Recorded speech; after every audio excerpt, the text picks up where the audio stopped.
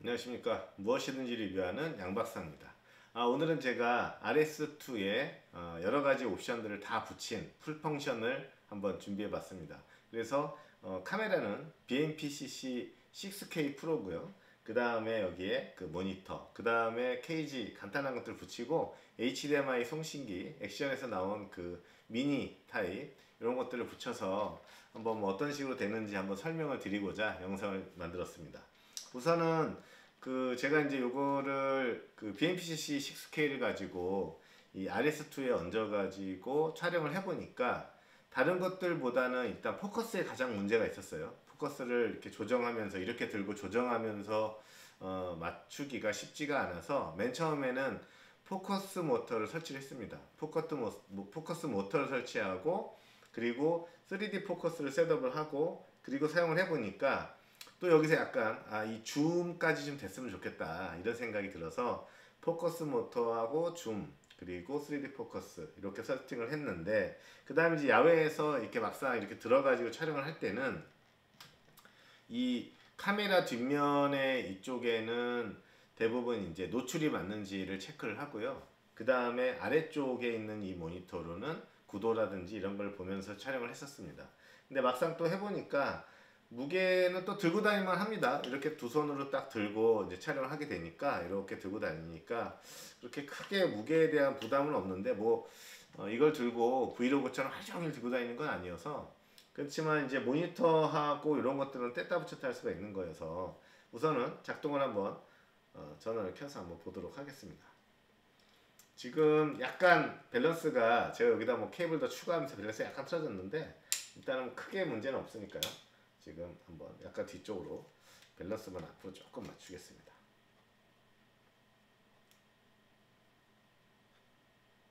이 RS2에는 이 슬라이드 조정하는 게 있어서 상당히 이제 그 부분이 좀 편하고 지금 이 BMPCS 6K를 설치했을 때는 이쪽 편 지금 이쪽에 보시면은 이 롤축이 거의 끝까지 다 나와 있어요. 지금 끝까지 다 나와 있어 가지고 조금만 더 이쪽에 무게 있는 지금 케이블들이 달리면서 이쪽으로 좀 내려갔는데 이쪽에 조금 더 무게를 주게 되면 이제 더 이상 갈 방법이 없습니다. 그래서 약간 이런 것들을 오른쪽으로 줘서 약간 무게를 이렇게 맞추는 현재는 뭐 지금 요 방법밖에 없을 것 같아요. 그래서 지금 자 이제 모터를 다 풀었으니까 전원을 이게 이제 케이블 HDMI 케이블 같은 것들을 연결해 놓으니까 이 HDMI 케이블 같은 것들이 걸려서 약간 밸런스가 다시 한번 맞춰보겠습니다.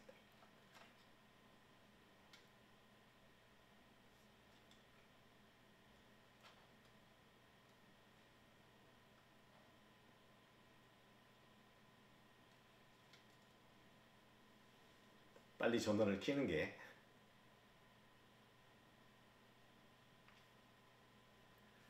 사실은 배터리 소모를 줄이려면 밸런스를 완벽하게 맞추는 게 좋습니다. 그런데 이제 지금같이 이렇게 케이블들이 여러 가지 연결되어 있다 보면 밸런스를 맞추기가 쉽지가 않아요. 그리고 지금 이쪽에 그 롤축 같은 경우에는 지금 더 안쪽으로 들어갈 수가 없어서 그리고 이게 제가 그 RS2를 사용하면서 느낀 건데 수평이 약간 틀어져 있습니다. 약간 돌아가 있어서 좀 약간 조정을 조금 해야 되는 부분이 있고요. 자 어쨌든 지금 이 상태에서 이쪽에 보시게 되면은 포커스는 요 앞에 있는 모니터에 자, 앞에 있는 모터로 포커스는 조정이 가능하게 되어 있고요.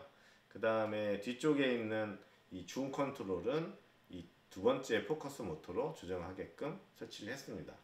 그래서 이게 지금 그 포커스를 이쪽으로 조정하고 그 다음에 3D 포커스로 세팅을 했는데 제가 이제 처음에 생각하지 못했던 거는 이게 렌즈 자체가 지금 이 렌즈가 1835인데 시그마 1835 렌즈가 설치가 되어 있습니다. 그런데 이 시그마 전용 렌즈가 이 시그마 렌즈가 이 시네마용 렌즈가 아니다 보니까 시네마 렌즈 아닌 거의 차이점이 어떤 거냐면 예를 들어서 지금 포커스를 딱 맞춘 상태에서 포커스를 조정해서 피사체에 포커스를 맞춘 상태에서 만약에 내가 줌을 변동을 시키면 지금 이렇게 줌을 변동을 시키면 시네마 렌즈급들은 포커스에 초점이 맞은 상태에서 그대로 줌인 줌아웃이 되는데 이런 그 사진용 렌즈들은 초점이 맞은 상태에서 제가 줌인 줌아웃을 바꾸게 되면은 그때는 작동을 포커스가 틀어집니다. 결국은 줌을 돌리면서 초점을 다시 맞춰야 되는데 그게 쉬운 일이 아니죠.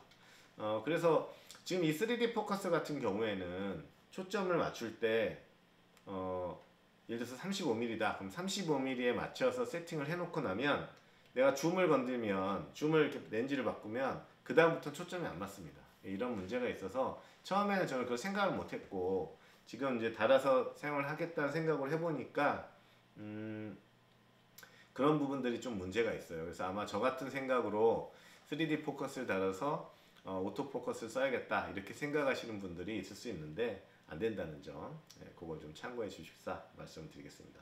그 다음에 또 한 가지는 제조사의 그런 동영상 같은 것들을 보면 이 칼리브레이션을 해야 되는데 칼리브레이션 하는 부분의 동영상이 쉽게 돼 있어요. 그러니까 지금 그냥 칼리브레이션 누르고 이 메뉴에서 칼리브레이션 선택을 하면 자동으로 모터가 끝까지 쫙 가가지고 멈췄다가 반대편으로 다시 돌아가고 이렇게 돼 있는데 실제로는 이게 안 됩니다. 잘. 그래서 제가 그 부분에 대해서 좀 설명을 드리자면 지금 보시면 이 포커스가 쭉 돌아가다 보면 어느 한계까지 가면 지금 이게 손으로 돌리니까 알 수가 없는데 손으로 돌려보면 이 정도까지 가면 더 이상 돌아가지가 않게 돼 있어야 돼요. 줌 같은 경우에는 끝까지 가면 제가 여기서 또 돌려도 지금 이렇게 돌려도 모터가 더 돌아가지 않는데 초점 같은 경우에는 초점이 더 이상 돌아가지 않아도 이 슬리브가 계속 돌아가기 때문에 모터가 끝없이 회전을 합니다. 이 부분이. 그러다 보니까 이 칼리브레이션이 작동하지 않아요. 그래서 어떻게 하셔야 되냐면 손으로 렌즈를 돌려봤을 때 이 렌즈 돌아가는 게 어느 부분에 가서 탁 걸려서 더 이상 돌아가지 않는 그런 방식이면은 그냥 그대로 칼리브레이션 하시면 되고요. 그렇지 않는 경우에는 칼리브레이션 할 때 이 렌즈의 이 안에가 끝까지 돌아갔을 때는 모터를 잡아줘야 됩니다. 그래서 모터를 잡아주고 또 다시 반대로 돌아가서 반대편 끝까지 돌아가서 더 이상 가지 말아야 되는 경우에는 모터를 잡아주셔야 칼리브레이션이 완성된다는 점. 그 부분이 저도 처음에 매뉴얼 같은 게 없어가지고 좀 처음에 이 부분을 찾아봤는데 쉽게 성공하지 못했어요. 그래서 이 기어 이빨을 제대로 맞추시고 끝까지 이 렌즈 끝까지 돌아갔을 때 이 정도로 쭉 이 거리창을 보시고 렌즈가 끝까지 돌아가서 더 이상 초점이 돌아가지 말아야 될 때 이 모터를 딱 잡아주시면 돼요.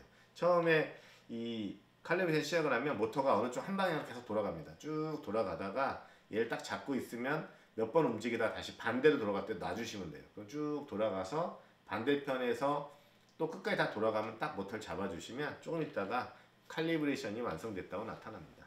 자, 그래서 이 3D 포커스 같은 경우에는 제가 봤을 때는 줌 렌즈가 아니라 단렌즈, 이런 시네마 렌즈들은 단렌즈들이 많이 있으니까 단렌즈에 좀 최적화된 부분이 아닌가. 그래서 저 같은 경우는 3D 포커스는 거의 사용을 하지 않고 지금은 이제 그냥 매뉴얼로. 그 다음에 이 로닌 S에 호환되는 이 포커스 모터 같은 경우에도 이 옆에 조그만 버튼이 있어요. 이 버튼을 길게 한번 눌러주면 자동으로 이 포커스 모터가 끝까지 돌아갑니다. 반대편으로 쭉 돌아가고 거기서 더 이상 돌질 않죠. 이 줌 렌즈 같은 경우에는 어느 한계까지 가면 더 이상 딱 돌질 않거든요. 근데 포커스를 계속 돌아가니까 자동으로 칼리브레이션이 안 되는 거고 이 줌 렌즈 같은 경우 돌아가다 딱 멈추면 거기서 멈춰 있고 자동으로 또 반대로 돌아갑니다. 이렇게 반대로 돌아가고 그 다음에 어느 한계까지 가면은 다시 작동을 하도록 그렇게 되어 있습니다. 자, 그리고 위에 쪽에는 시네아이 에어가 설치되어 있습니다. 시네아이 에어 같은 경우에는 전원을 아답터라든지 또는 USB-C로 줄 수가 있는데 제가 여기 아답터에다가 요 케이블을 연결해서 연결해 보니까 열이 심하게 발생하더라고요. 그래서 아마 여기에는 지금 DC 6V에서 16V까지 공급을 하도록 되어 있는데 DC 6V에서 16V까지 공급은 됩니다. 작동은 다 돼요. 그런데 열이 많이 나서 저 같은 경우는 여기에 어차피 BMPCC6K는 이 핸들 제어가 안 됩니다. 여기에서 뭐 녹화 버튼 같은 것들이 작동을 하질 않으니까 어차피 카메라 포트가 남거든요. 지금 포커스 모터 그리고 줌 렌즈 포트 이렇게 두 개를 사용을 하고 있기 때문에 이 위쪽에 남는 포트에다가 그대로 USB C 단자를 그냥 꽂게 되면 이 자체의 전원이 공급이 됩니다. 그래서 로닌에서 얘까지 전원 공급이 가능한 거죠. 그래서 이렇게 연결을, 저 같은 경우는 지금은 제가 HDMI를 별도로 연결했는데 사실은 요거는 제가 모니터를 이렇게 볼 수 있도록 그대로 설치를 한 거고요.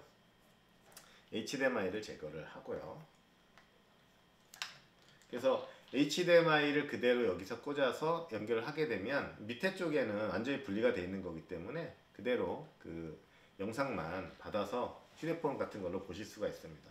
그래서 그렇게 제가 가지고 다닐 때는, 지금 요거는 지금 그 유튜브 같은 걸 촬영을 할 때 제가 이제 반대편에서 화각도 조정하고 줌도 조정하고 포커스를 수동으로 휴대폰을 조정을 한 다음에 저를 보고 촬영을 할 수 있도록 그렇게 이제 해서 촬영하면서 세팅을 했던 거고요. 이 모니터 같은 경우에는 이제 틸타에서 나온 그 모니터 그립 요걸 설치를 했고요. 요게 이제 이렇게 각도 조정이 돼서 배터리를 지금 같이 공유할 수도 있는데 이제 이렇게 떨어뜨려 놨고요. 그 다음에 사실 BMPCC를 써보시면 아시겠지만 대부분 배터리가 한 10분 정도밖에 안 갑니다. 이 내장 배터리를 써도.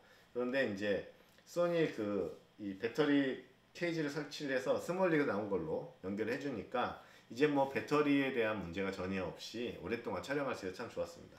이제 저는 요거를, 이 무게가 지금 꽤 무겁기 때문에 짐벌 위에다 올리진 않고 요 밑에다가 케이블을 이렇게 연결해 놨습니다. 근데 이제 이렇게 뭐 돌아가거나 할 때 이제 반대편으로 돌아가도 아래쪽으로 들어가니까 뭐 그대로 그냥 사용해도 문제가 전혀 없었던 걸로 이렇게 생각할 수가 있습니다. 이렇게 반대편으로 돌아도 되고, 이제 다시 이렇게 계속 돌아가게 되면 언젠가는 선이 꼬일 수 있겠죠. 그러니까 이제 한쪽으로 돌아가게 되면 반대편으로 다시, 얘가 이제 홈으로 돌릴 때 이렇게 반대편으로 돌아갑니다. 그래서 이렇게 이제 선이 꼬일 수가 있으니까 그런 부분들만 조금 주의하면 될 것 같고요. 그 다음에 BMPCC 6K를 뺄 때는 이쪽 부위가 살짝 이 앞쪽 틸트 축에 걸려요. 그래서 뺄 때는 이 밑에 있는 바닥판을 바로 빼가지고 설치하시는 편이 훨씬 더 편하시다고 볼 수가 있습니다. 그리고 모니터 같은 경우에는 제가 이제 외장 모니터를 놨을 때는 빼놓으면 되는데, 외장 모니터를 달아서 봐야 되는 경우에는 이렇게 달았을 때 이쪽에 손에 이 HDMI 케이블이 걸리거든요. 그래서 HDMI 케이블은 이렇게 기역자 젠더를 이렇게 보시나요? 이렇게 기역자 젠더를 사용을 하면 쉽게 이렇게 손에 걸리지 않으면서 젠더를 연결해서 사용하실 수 있다는 점을 말씀드리겠습니다. 그래서 배터리를 연결하고 그 다음에 이쪽에서 짐벌까지, 전송까지 다 쓸 수가 있어서 사실은 요 밑에 있는 요 부분은 필요가 없는 거죠. 배터리만 빼게 되면. 네, 그래서 이렇게 사실은 배터리를 지금 내장을 하고 있으니까 저 배터리를 빼보겠습니다. 이렇게 배터리를 빼고 나면 바로 이 상태로 가볍게 포커스까지 다 사용할 수 있는 짐벌 상태로 가지고 다닐 수가 있는 거죠. 네, 이런 식으로. 그래서 저는 이걸로 여러 가지 촬영을 하면서 연습을 하면서 포커스를 맞추면서 이렇게 테스트를 해봤는데 상당히 재미있고, 그리고 이제 이런 시네마 캠들이 기존에 제가 사용했던 진짜 그냥 일반적인 카메라와 다른 점이 저는 듀얼 ISO가 아닌가 하는 생각도 듭니다. 그러니까 듀얼 ISO를 가지고 대비가 되게 높은 어둡고 밝고 한 그런데 또, 그리고 어두운 현장, 또 어두운 장소에 가서도 좋은 영상, 그리고 제가 다빈치 리졸브를 써보니까 프리미어보다 훨씬 더 저사양에서 되게 잘 작동을 하는 그런 면들도 있었고요. 그리고 다빈치 리졸브에 포함된 노이즈 제거 기능이 진짜 기가 막힙니다. 제가 야간에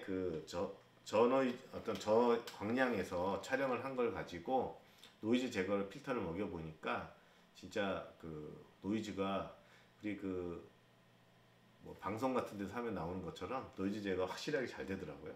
그런 점도 상당히 좋았습니다.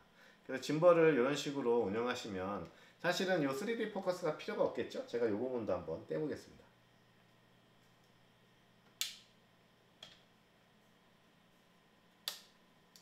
이거는 지금 제가 영상을 보여드리기 위해서 다 설치를 한 거고요. 이것도 필요가 없고요.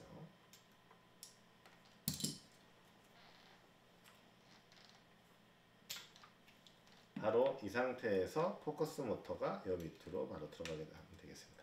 딱 요게 바로 3D 포커스는 줌 렌즈에서는 별로 필요가 없습니다. 사실은 줌을 걸었을 때는 포커스가 안 맞기 때문에 사용하기 좀 어려운 부분이 있고요.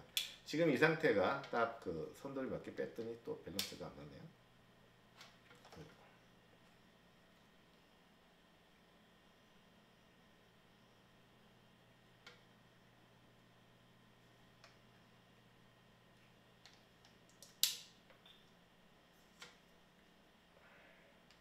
사실 배터리 소모를 가장 적게 하려면 밸런스를 진짜 칼같이 맞춰주셔야 됩니다. 지금 저처럼 뭐 그냥 대충 지금 뭐 제가 이거를 계속 들고 운영할 게 아니기 때문에 대충 맞췄고요. 그리고 이제 RS2 이쪽에 보면 짐벌 상태가 표시가 됩니다. 그 부분이 녹색 상태면은 어느 정도 괜찮은 부분이고요.